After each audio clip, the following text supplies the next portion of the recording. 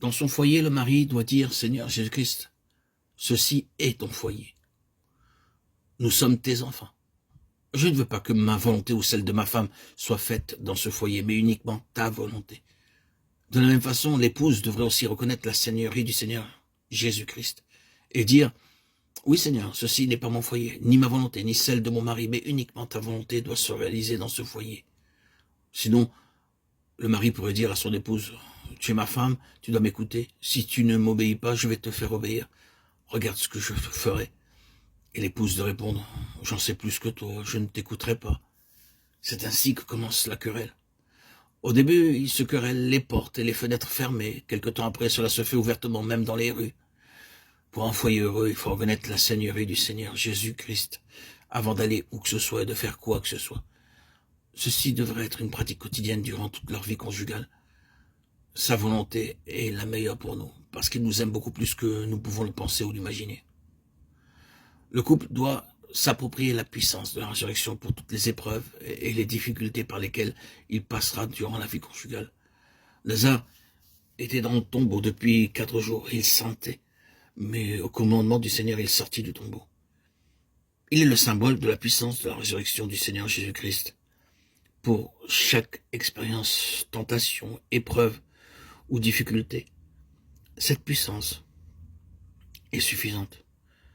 Qui que vous soyez, riche ou pauvre, grand ou petit, éduqué ou sans éducation, en tant qu'être humain, vous devez faire face à des problèmes, des faiblesses, des limitations, des tentations ou des épreuves. C'est notre sort commun. Le secret pour vaincre est de s'approprier la puissance de la résurrection. Les époux devraient pouvoir dire que, par la foi, Seigneur Jésus-Christ, nous sommes confrontés à cette difficulté et nous n'avons aucune capacité pour l'affronter. S'il te plaît, Seigneur, donne-nous la puissance de ta résurrection pour la vaincre. Par cette puissance, ils peuvent triompher de toute situation.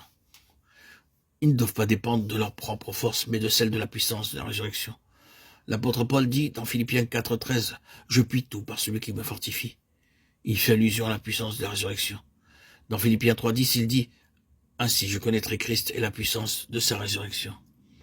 C'est par cette puissance que les époux sont capables de vaincre toute leur affliction. Les époux doivent être rendus capables d'avoir une véritable communion entre eux. Après que le Seigneur ressuscita Lazare d'entre les morts, ils mangèrent ensemble.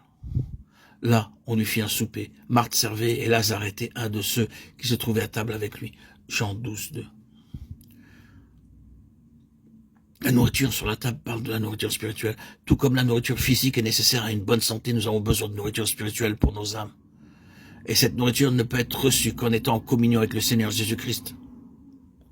Ainsi, en lisant la parole de Dieu régulièrement, matin et soir, en demandant la direction du Seigneur, le foyer rayonnera de l'amour de Christ. Et le couple recevra ainsi la nourriture spirituelle.